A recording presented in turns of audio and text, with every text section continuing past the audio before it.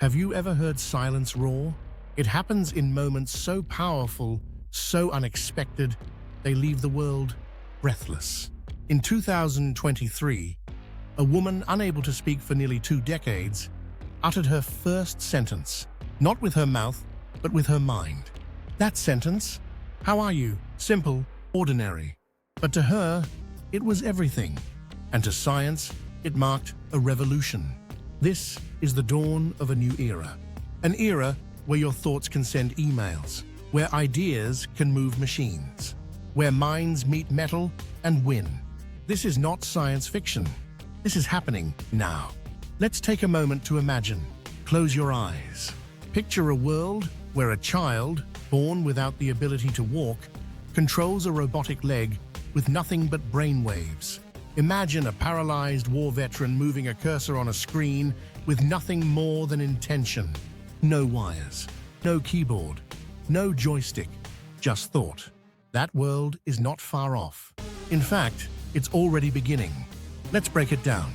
What is a brain-computer interface? At its core, it's a system that allows direct communication between the brain and an external device. Think of it like Bluetooth, but instead of syncing your headphones, you're syncing your brain to a machine. These systems read brain signals, translate them into commands, and then execute actions on external devices. So instead of thinking about doing something, you just think, and it happens. Sounds wild. It is. But here's the kicker. We've been working on this for decades. In 1964, neuroscientist Gray Walter implanted electrodes into the motor cortex of a monkey's brain. He showed that the monkey could control a dial on a screen. That was over 60 years ago. Since then, we've gone from clunky wires and grainy data to real-time movement, spoken words, and robotic limbs. Now, a device the size of a stamp can record hundreds of brain signals every second. These devices are called neural implants, and they're getting smarter, faster, and smaller. One of the biggest breakthroughs came from Neuralink, Elon Musk's brain tech company. In early 2024, Neuralink implanted its first brain chip into a human. The patient was able to move a cursor on a screen just by thinking. No training, no buttons, just thought. And Neuralink isn't alone. Other companies like Synchron, Precision Neuroscience, and BlackRock Neurotech are in the game too. Synchron's device doesn't even require open brain surgery. It's inserted through a blood vessel, like a stent. A simple catheter guides it into the brain's motor cortex. This technology is already being tested in humans. And the results? Mind-blowing. One patient could text his wife with just brain signals. Another played online games without lifting a finger. Let that sink in. Games, texting, connection, all from thought alone. Now, let's talk money. How much does all this cost? Currently, brain-computer interfaces aren't cheap. As of 2025, a basic BCI procedure ranges from $25,000 to $80,000, depending on complexity. Insurance? Not yet, but progress is being made. In fact, the US FDA gave breakthrough device designation to multiple BCI platforms. That means fast-track testing and approvals. And when demand rises, costs drop. Economies of scale will do their thing, just like with smartphones, gene sequencing, and solar panels. It's only a matter of time before BCIs are as common as LASIK. Now, here's a question for you. If you could control your phone with your brain, would you? Imagine this. You're on the couch, your phone's across the room. You get a text. You think, open message, boom, it opens. You think, reply, on my way, done. You didn't lift a finger. No typing, no tapping, just thinking. It's like telepathy meets technology, and that's just the start. Now let's look at the medical side. They told him he'd never walk again. They told her she'd never speak. They told millions of others, this is your life now. But they didn't tell them about this. They didn't tell them about the revolution rising quietly in labs and clinics, about wires thinner than a strand of hair, about machines that could listen, not to your voice, but to your intentions. They didn't tell them that one day soon, the phrase mind over matter would stop being a metaphor. It would become medicine. Let's rewind for a second, because to understand where we're going, we need to understand where we came from. The human brain is made up of 86 billion neurons. Each one can fire up to 200 times per second. That's 17 trillion firings every minute. And those firings create patterns, signals, electrical whispers that carry thoughts, feelings, decisions. Brain-computer interfaces don't read minds. They read activity. They detect those firings, those patterns, and translate them, like turning Morse code into sentences. Here's the cool part. Different brain areas light up for different tasks. There's a spot for movement, a spot for vision, a spot for speech, a spot for memory. BCIs target these areas with precision. Let's say you want to move your right hand. Even if the hand is gone or paralyzed, the brain still sends the signal. The BCI picks it up. It translates it. And boom, your prosthetic hand moves, or your cursor glides, or your smart light turns on.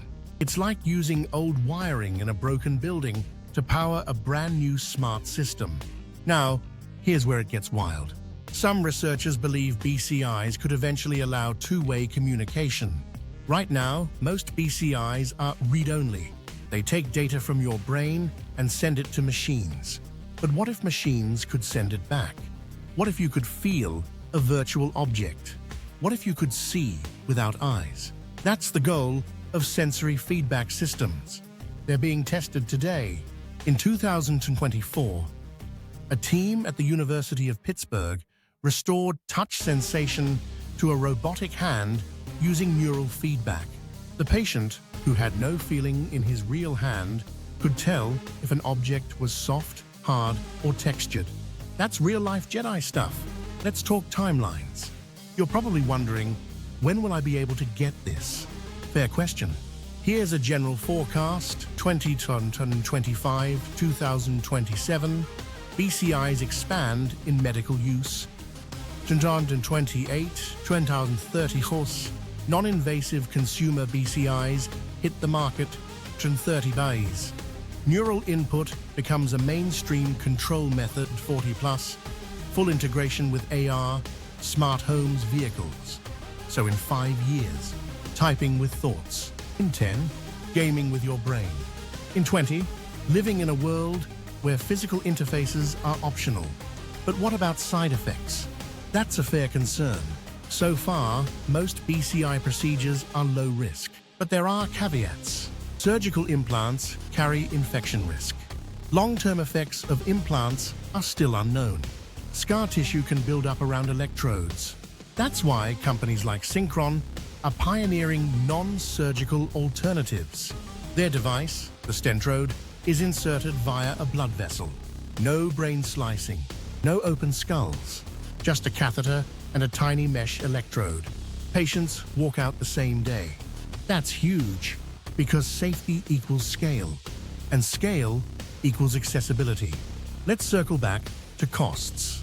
Right now, the average research-grade BCI system costs around $60,000 to $100,000.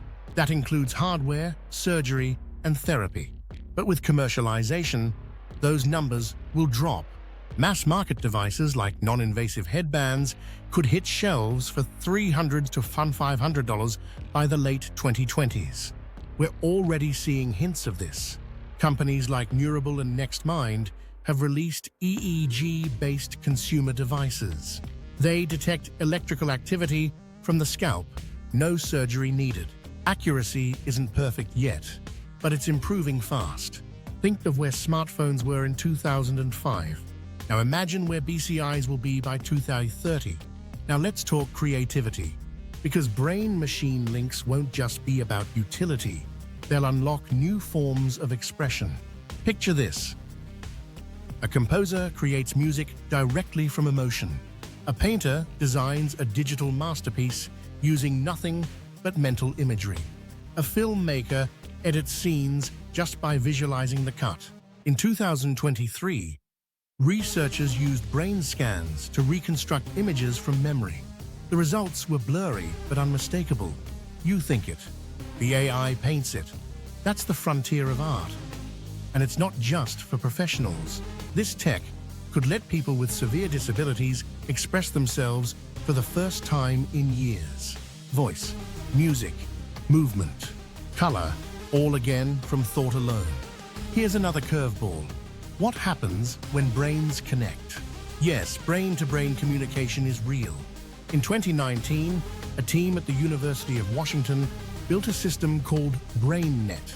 It let 3 people solve a puzzle together, using only brain signals. No talking, no typing, just raw thought. We're entering an age where collaboration could become telepathic. Group chats? Try group minds. Of course, that raises new issues. How much access should someone have to your mind? Could thoughts be tracked, manipulated, old? That's why policy matters. We don't just need innovation. We need rules, ethical frameworks, technological guardrails, because the brain is sacred. And once it's connected, it's vulnerable. Let's stay grounded. Let's bring this back to people. Meet Sarah.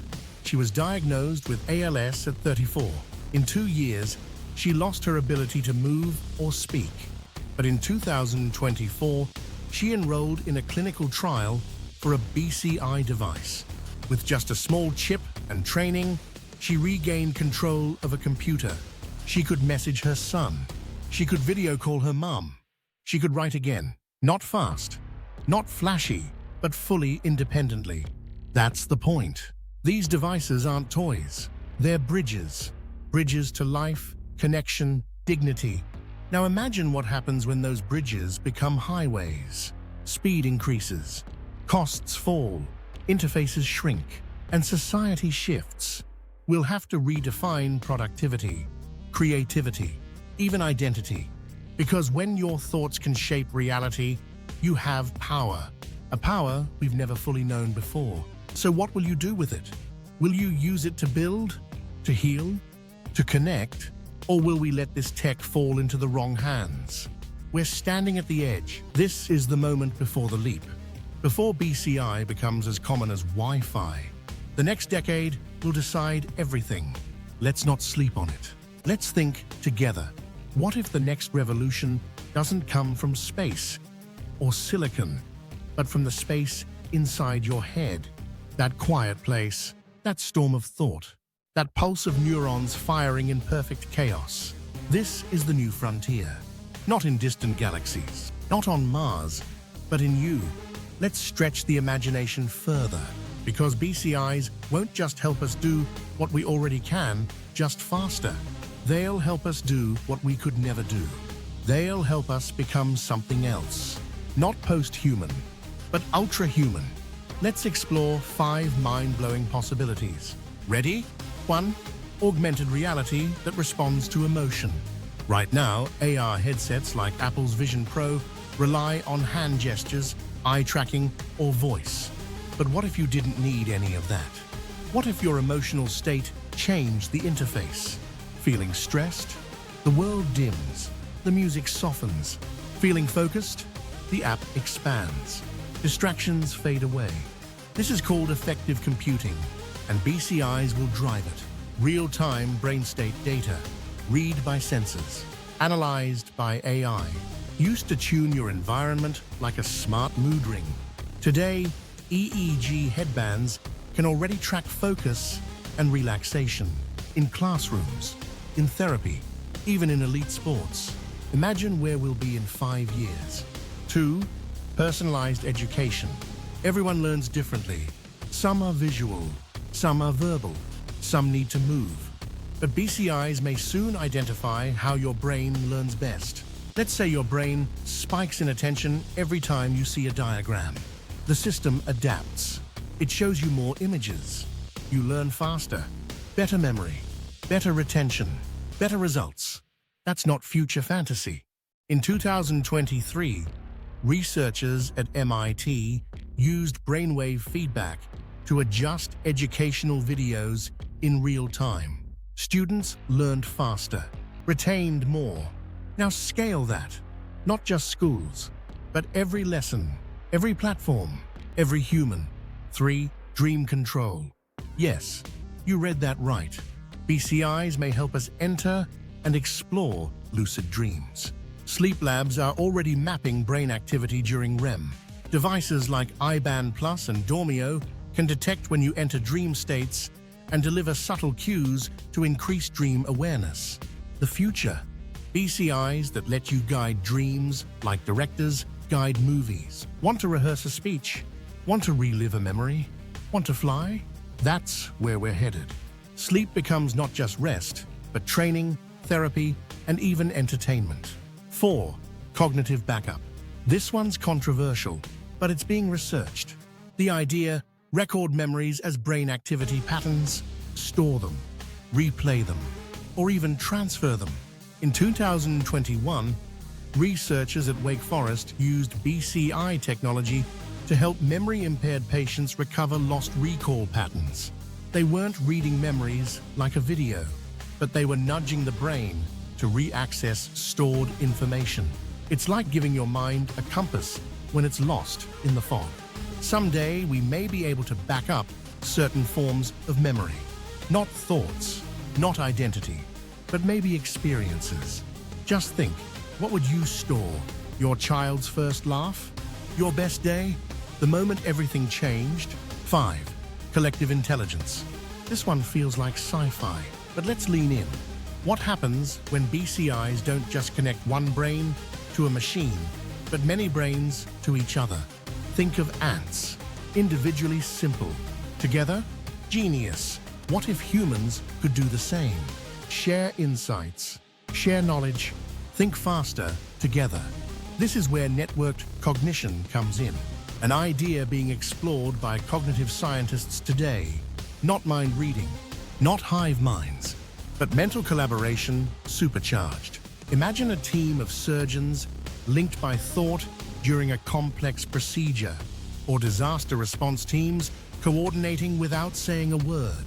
It's radical, it's distant, but it's not impossible. Now let's get real again. Let's talk about limitations. Because this tech, it's amazing, but it's not magic. Today's BCIs still face major challenges. Signal clarity. The brain's electric signals are weak. They get distorted. Picking out useful data is hard. Personal variation. Every brain is different. What works for one person may fail for another. Training time. Users often need weeks or months to master BCI controls. Power sources. Implantable BCIs need safe, long-term energy without frequent recharging or risk. Biocompatibility. Implants must avoid infection, inflammation, or degradation inside the brain. These are real problems, but not unsolvable ones. And the solutions? They're on the horizon. Let's explore some of them. New materials like graphene, super thin, super strong, are being used to create electrodes that don't damage tissue.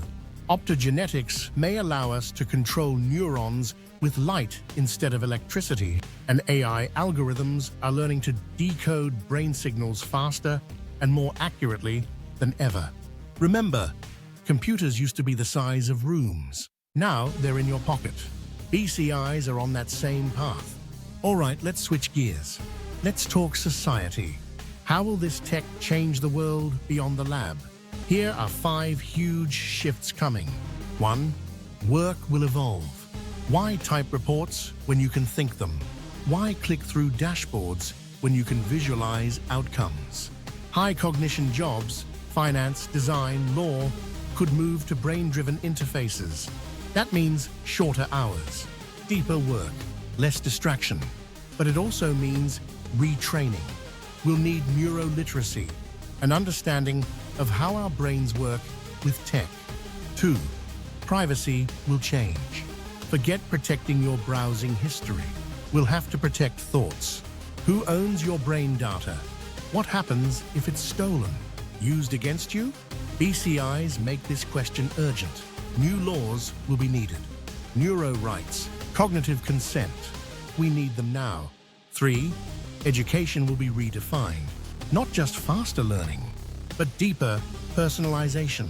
Students who struggled in school could thrive with tailored neural feedback. Imagine AI tutors who adapt to your brain in real time. No more one-size-fits-all education. 4. Healthcare will shift. Doctors will get a window into the mind. Mental illness? Detected early by brainwave shifts. Alzheimer's?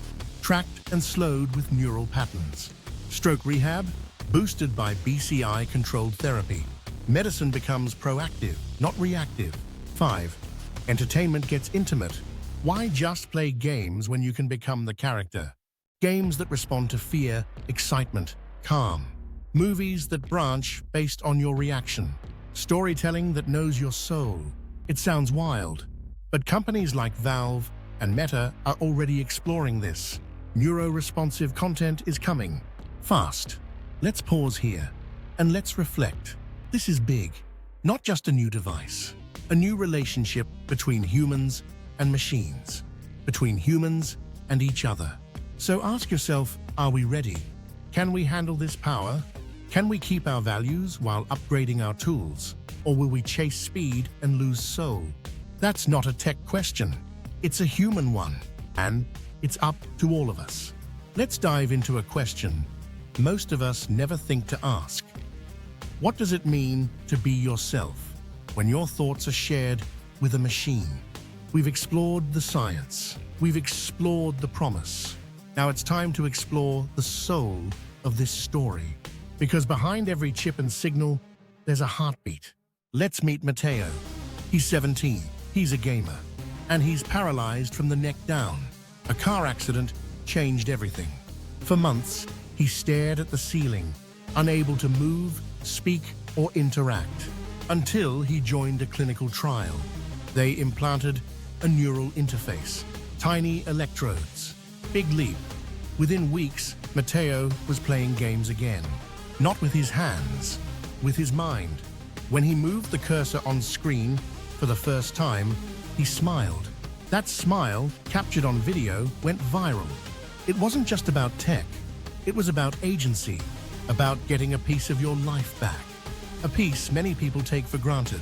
That's the heart of BCI. It's not about turning people into cyborgs.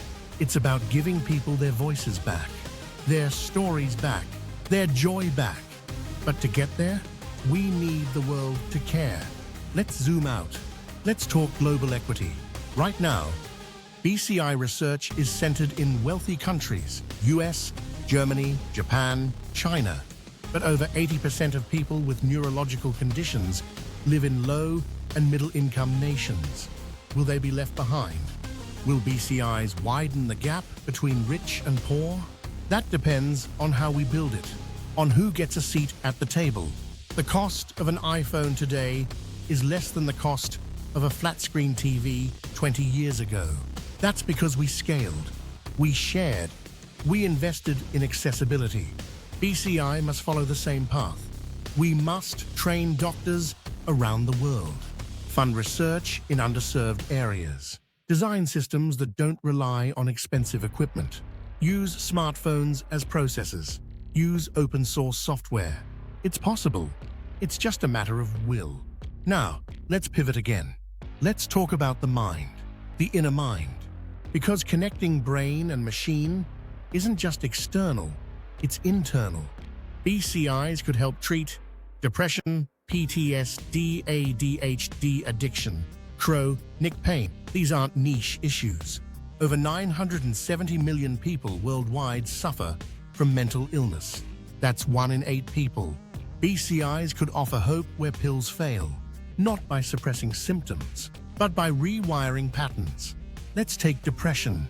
Studies using deep brain stimulation, like a pacemaker for the brain, have shown massive results. People go from suicidal to hopeful within days. But traditional DBS uses fixed pulses. Now, BCIs allow for adaptive stimulation. They detect mood states in real time and adjust accordingly. Think of it like emotional autopilot, a system that steadies the lows, that lifts you gently, that listens to your brain better than you can. Still, here's the ethical twist. Where do we draw the line between therapy and enhancement? If BCIs can elevate mood, can they also boost ambition, creativity, intelligence? Should everyone have access, or only the wealthy? Do we risk creating cognitive classes? These are the questions we must wrestle with now, because the tech is coming, ready or not. Let's touch on a practical example. Jobs. How many jobs today involve screens, typing, or manual input? Answer, nearly all of them. Now imagine this. A person with ALS applies for a remote tech support job. Through a BCI, they answer tickets, type instructions, lead Zoom calls, all using brain input. Suddenly, a condition that once removed them from the workforce becomes invisible. It's not charity, it's opportunity. BCIs could unlock employment for millions. That means economic growth. It means dignity. It means value. Now imagine the same technology used for artists, designers, engineers, all generating faster, with fewer bottlenecks, with more flow. You don't just think faster, you create faster. BCIs aren't replacing the brain, they're enhancing access to it. But we can't ignore the risks. Let's list them. Clearly, data leaks. Brain data is sensitive. A breach could expose your habits, feelings, even secrets. Manipulation. Could BCI be used to influence decisions subtly? Dependence. Could overuse weaken natural cognitive ability? Surveillance. Could authoritarian regimes use this tech for control? Sounds dystopian? Only if we ignore it. Only if we build without ethics. The good news? Many in the field are pushing for responsible development, like the Neuro Rights Initiative, which proposes 5 key protections. Identity, your thoughts are yours. Agency, you control your actions. Mental privacy, no forced data sharing. Equal access, no cognitive inequality. Freedom from bias, systems must be fair. It's a start, but it needs teeth. It needs law, policy, and public awareness. So here's a challenge for you. Talk about this at dinner, in class, with your friends. This isn't some abstract science. It's about the future of being human. It's about how we live, learn, love, and lead. BCIs will shape our schools, our workplaces, our families, our governments. And if we're not part of that conversation, someone else will decide it for us. So stay curious, stay skeptical, stay awake. And now, one final story before the next leap. The mind was once a mystery, a world sealed behind the skull. Now, we're unlocking it, slowly, carefully, powerfully, not to control it, but to free it. A man who couldn't walk now moves a robotic leg with pure thought. A woman silenced by disease now speaks through digital signals mapped from her brain. A child once shut out from communication now types faster with their mind than most can with their hands. This is happening, not tomorrow. Today, the line between intention and action is blurring. And in that space, between neurons and machines, we're discovering something new. Possibility. BCIs aren't about becoming machines. They're about becoming more human, more connected, more aware.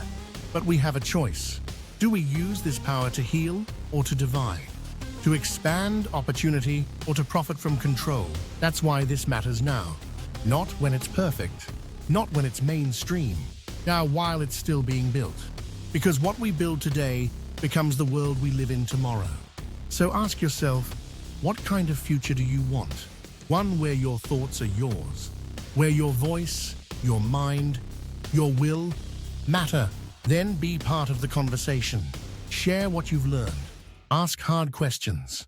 Support ethical innovation. And if this opened your mind, even a little, for more insights and updates, make sure to subscribe to our channel. Don't forget to like, comment, and share your experiences.